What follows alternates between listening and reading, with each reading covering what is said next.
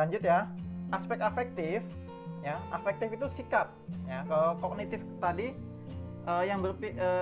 yang berhubungan dengan penilaian kognitif atau yang ada di pikiran siswa, ya, mengenai kemampuan intelektualnya.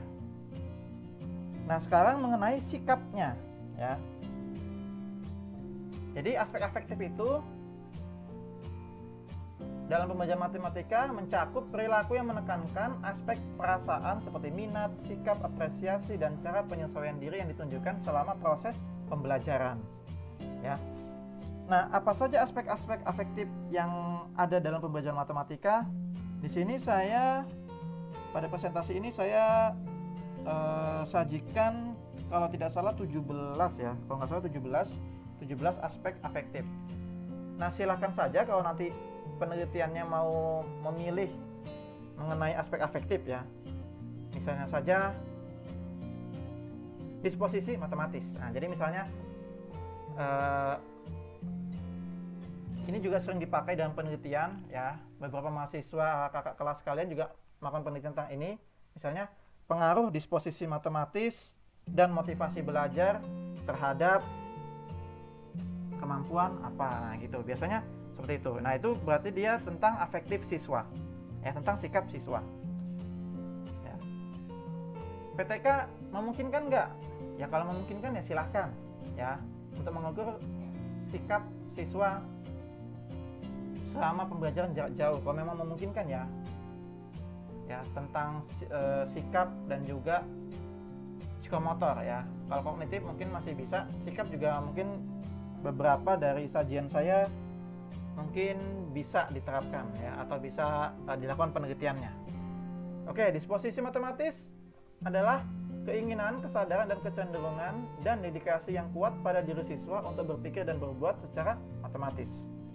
Di sini ada 7 indikator menurut Sumarmo. Ya, silakan kalau memang ingin penelitian tentang ini. Ya, ini juga cukup banyak ya. Kita lanjut. Kita percepat juga seperti sebelumnya. Productive disposition. Ya, ini mirip sebenarnya ya.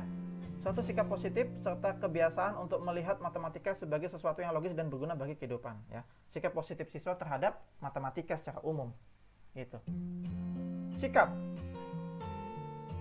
Kecenderungan perasaan terhadap suatu objek, situasi, konsep, orang lain atau dirinya sendiri akibat hasil dari proses belajar ataupun pengalaman di lapangan yang menyatakan rasa suka atau mendukung atau rasa tidak suka atau tidak mendukung. Jadi misalnya sikap matematis siswa. Nah, gitu. Jadi bisa kita ukur atau bisa kita lihat sikap siswa misalnya melalui angket atau melalui pengamatan ya, dengan indikator-indikator siswa itu menerima atau tidak menerima stimulus yang diberikan. Nanti misalnya kalian buat angket atau buat lembar pengamatan ya di PTK misalnya, nomor 1, siswa menerima stimulus yang diberikan guru. Misalnya siswa melakukan itu ya, nah, dicontreng atau dicentang. Kalau tidak, conteng tidak. Nah, gitu.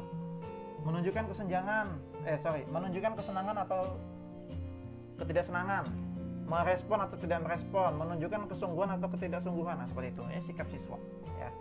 Ada 6 indikator. Selanjutnya respon.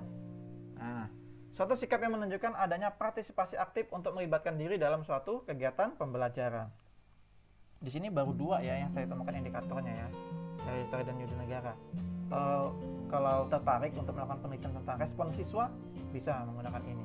Ya, mungkin nanti subindikatornya lebih banyak ya, harus lebih banyak ini karena indikatornya cuma 2. Atau bisa digabungkan dari indikator dari penelitian-penelitian yang relevan, penelitian yang lain gitu.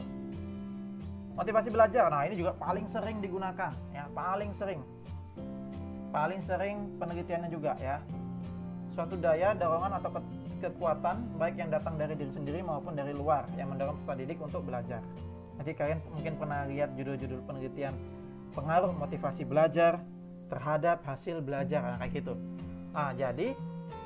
Jadi si peneliti ini mengambil aspek afektif, motivasi, dan juga mengambil aspek kognitif hasil belajar. Nah, kayak gitu ya.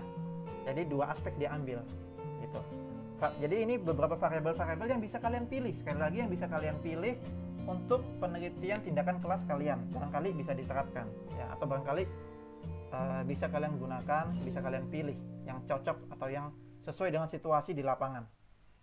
Oke, next. Minat belajar. Wah, ini juga sering ya. Sering banget. Ini juga dari tahun 69 ya, makanya lama banget. Ya, mungkin cukup jenuh ya penelitian mengenai motivasi dan minat belajar ya sebenarnya. Kalau motivasi itu dorongan dari dalam dan luar, sedangkan minat itu dorongan dari dalam. Ya, itu bedanya. Next, kecerdasan emosional. Nah, ini kemarin kakak kelas kalian baru aja sidang tentang ini, kecerdasan emosional ya. Kakak kelas kalian yang baru sidang proposal kemarin ya membahas tentang kecerdasan emosional. Jadi kemampuan seseorang mengatur kehidupan emosinya dengan intelijensi, menjaga keselarasan emosi dan pengungkapannya melalui keterampilan kesadaran diri, pengendalian, motivasi diri, empati dan keterampilan sosial. Next, metakognitif. Nah, ini juga cukup banyak ya. Kalau di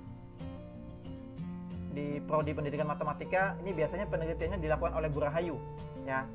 Metakognitif ini biasanya dilakukan oleh Bu Rahayu ya. Jadi metakognitif itu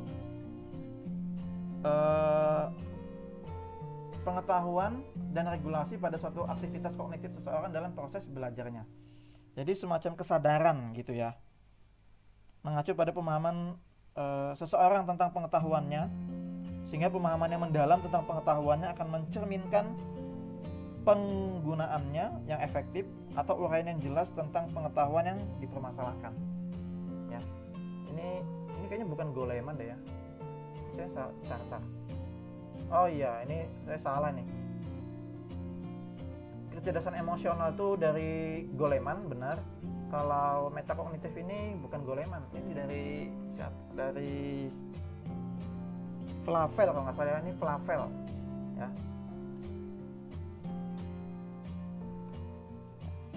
Sorry, saya Flavel ya, dari Flavel. Lanjut, self-regulate learning atau bahasa Indonesianya sebenarnya kemandirian belajar ya. Kemampuan memonitor, meregulasi, mengontrol aspek kognisi, motivasi dan perilaku diri sendiri dalam belajar. Ini juga banyak ya, kakak kelas kalian ada yang melakukan penelitian tentang ini kok ya. Saya waktu itu kebetulan nguji tentang ini ya, kemandirian belajar. Self concept ini juga cukup banyak. Lalu self confidence ya, kepercayaan diri siswa, suatu sikap yakin akan kemampuan diri sendiri dan memandang diri sendiri sebagai pribadi yang utuh dengan mengacu pada konsep diri. Ya, ini juga cukup banyak. Lalu self efficacy, nah ini juga kakak kelas kalian juga cukup banyak melakukan penelitian tentang ini ya, self efficacy atau efikasi diri. Suatu sikap menilai atau mempertimbangkan kemampuan diri sendiri dalam menyelesaikan tugas yang spesifik. Ya. Jadi semacam pemikiran dalam hati gitu ya. Aku yakin nggak bisa melakukan ini gitu ya. Kemudian self esteem ya, menghargai diri sendiri. Lalu self direct learning, suatu proses di mana seseorang memiliki inisiatif dalam menyadari kebutuhan belajar, merumuskan tujuan belajar, mengidentifikasi sumber belajar. Ini keren banget ya, self direct learning ini. Ya, ini keren banget.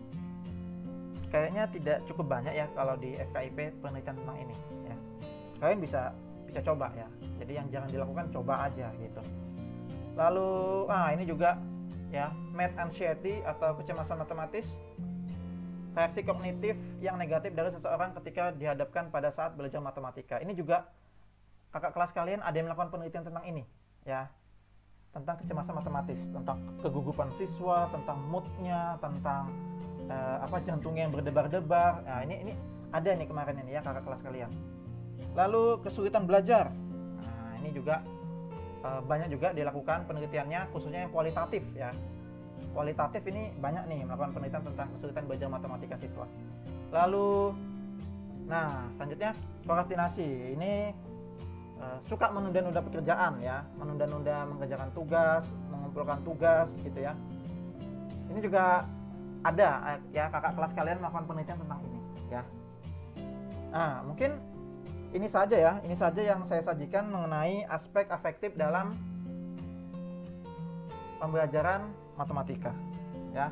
Silakan kalian pilih kalau memang tertarik untuk judul PTK-nya mengenai aspek afektif pembelajaran matematika. Silakan.